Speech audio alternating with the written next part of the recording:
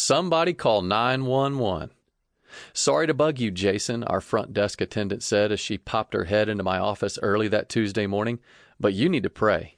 A plane just flew into one of the World Trade Center buildings in New York City."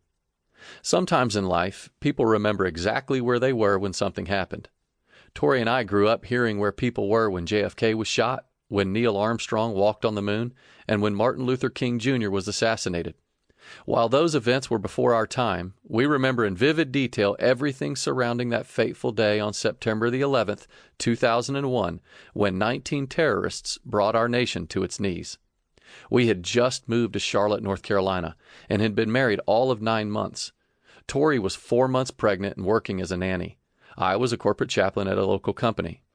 I threw up a quick prayer for all the people involved, but before I could say amen, another co-worker burst through the door. "A second plane just hit the World Trade Center building," he called as he ran through the hall, "and it was a big one." I jumped out of my chair and followed him to the conference room. A small group of employees had already started gathering around a television. I couldn't believe what I was seeing. Clouds of black smoke billowed out of the 2 tallest buildings in New York City. Eyewitnesses spoke of seeing 2 commercial airline jets fly into the buildings just minutes apart. A short time later, another plane crashed into the Pentagon, and then we heard about a 4th plane crashing down in a field in Pennsylvania. Every television station we turned to was filled with dreadful images. Screaming people ran through the streets of New York as a hellish cloud of black smoke and ash drove them down the city blocks. Some staggered along in shock. Some had makeshift bandages wrapped around their heads or limbs. Others didn't seem to notice they were injured as they stumbled along. I left the office, hopped in my car, and sped home to be with Tori, who was glued to the TV watching the news. In the moments that followed, we watched in horror as the Twin Towers fell to the ground. When it was all said and done, 2,996 people died and more than 6,000 were injured. It would go down as the deadliest terrorist strike in American history. But it isn't just the sight of the planes crashing into the buildings or the people jumping to their deaths in desperate attempts to survive that are etched in our memories forever.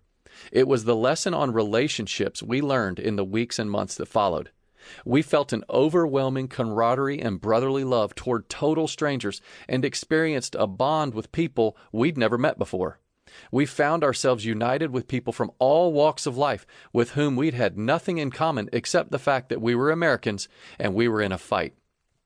As life slowly resumed, professional sports teams locked arms with their opponents before games, emergency personnel received standing ovations everywhere they went, complete strangers talked to each other as if they were lifelong friends, and politicians stopped arguing and started collaborating.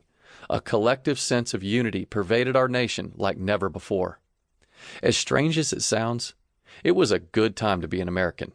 We all dropped our differences and saw each other not as Republicans or Democrats, white or black, rich or poor, Christian or atheist. We saw ourselves as brothers and sisters, and for that brief moment in history, we were united. What had changed? How did this pervasive unity miraculously appear? It wasn't because we all read the same book on getting along and decided to apply its principles. What brought us together was the fact that we were in a fight, and we knew we had to stay together. We had a common enemy and a common goal. Our enemy wasn't in here, but out there. We knew that, despite our superficial differences, we weren't enemies. We understood that we needed to stop fighting against each other and start fighting alongside one another against our true enemy, one who wanted nothing more than to take us out. In the process, we discovered that fighting together drew us together.